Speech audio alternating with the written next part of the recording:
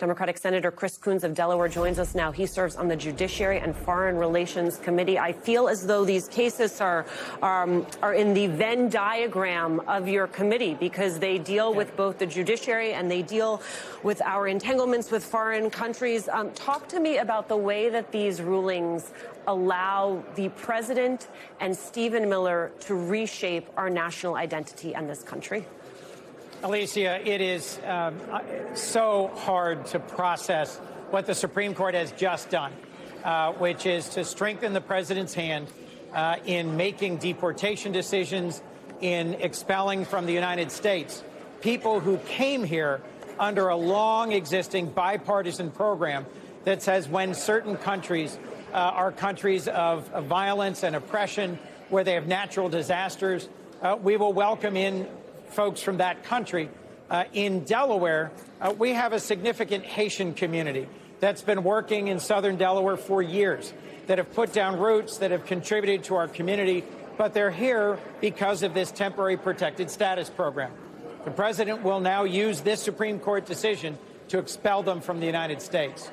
This is going to upend communities and families all over our country, but it's just part of his broader, frankly, cruel program of attempting mass deportations across our country. And the Supreme Court just handed him another tool to accomplish that goal.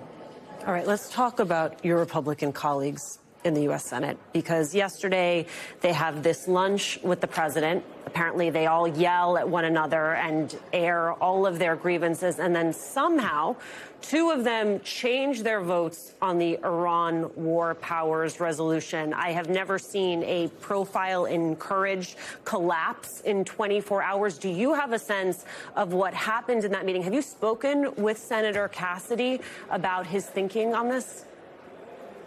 Yes, I've spoken to Senator Cassidy and a number of others, and I think the reporting is generally accurate that this was a contentious meeting. I'll remind you what happened right before that meeting.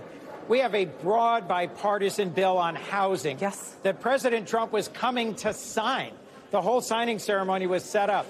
That bill passed the Senate with 85 votes. And it is a generational bill to deal with a fundamental issue of affordability that impacts every community. In Delaware, I hear complaints all the time. The rent's too damn high. We can't afford to buy a home.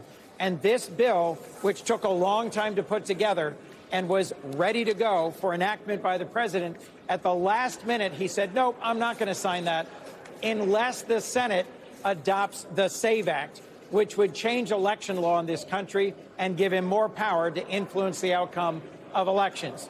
The Republicans have stood up to him in the Senate and said, no, we're not going to pass the SAVE Act. And so in a fit of pique, a temper tantrum, the president said, then I'm not signing the housing bill. For any senator up for re-election, being able to go home and say, we did something, we passed a bill to deal with the cost of housing, was important. And this was the president saying, the Senate, the House, they're not important. We don't need to address affordability. You need to pass my bill. And so, yes, they had a heated exchange. Senator Cassidy recently lost the primary for his own reelection because President Trump endorsed his primary opponent because he wasn't 100% loyal to Trump. Look, the folks like Senator Cornyn and Senator Cassidy, who've just lost primaries, are 95% loyal to Trump. And so that demonstration where two of them came out and switched their votes on the war powers resolution is just a reminder that President Trump's grip on the Republican Party remains tight, and his determination to extend his power is being facilitated by the Supreme Court majority that Trump put into place. This is a pretty tough day for those of us who believe in the Constitution and in the independent branches of the judiciary and the Congress. You know, there are so many temper tantrums and so little time that it would be easy to lose track of the fact that the president's willingness to take hostage this bipartisan piece of legislation on housing follows him blowing up his own DNI nominee. In the interest of trying to strong-arm Senate Republicans into passing the Save America Act, which is fundamentally a voter suppression bill.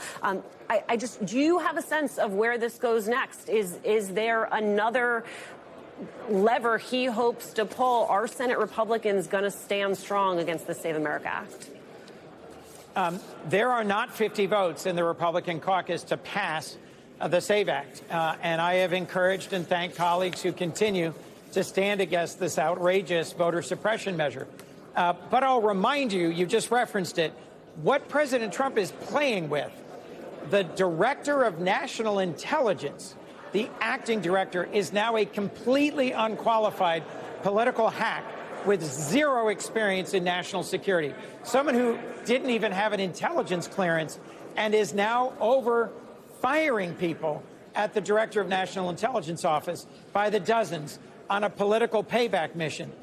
This guy, Bill Pulte, his only previous experience that brought him to Trump's attention was his willingness as the head of the mortgage agencies to use private information about people's mortgages to try and go after President Trump's perceived political opponents and to gin up prosecutions against them that failed.